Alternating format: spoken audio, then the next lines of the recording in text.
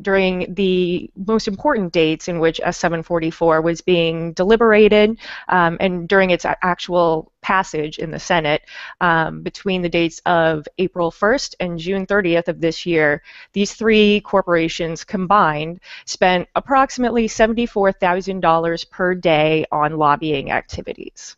Whoa, hold up. $74,000 a day? That's correct, during this 191-day period. And that's just a snapshot in time. There are other activities that aren't required to be disclosed. And so what we're seeing is just the tip of the iceberg.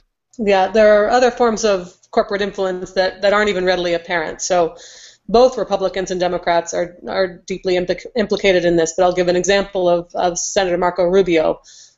His chief of staff founded a lobbying firm prior to joining Rubio's staff, and that firm was hired in 2001 by a private prison corporation to help guide federal policies.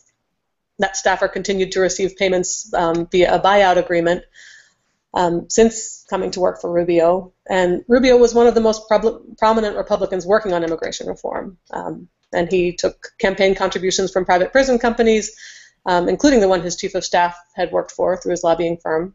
In addition to accepting money, he's also pushed for immigration reforms that include expanding a program allowing for criminal prosecution, detention, and deportation of undocumented immigrants.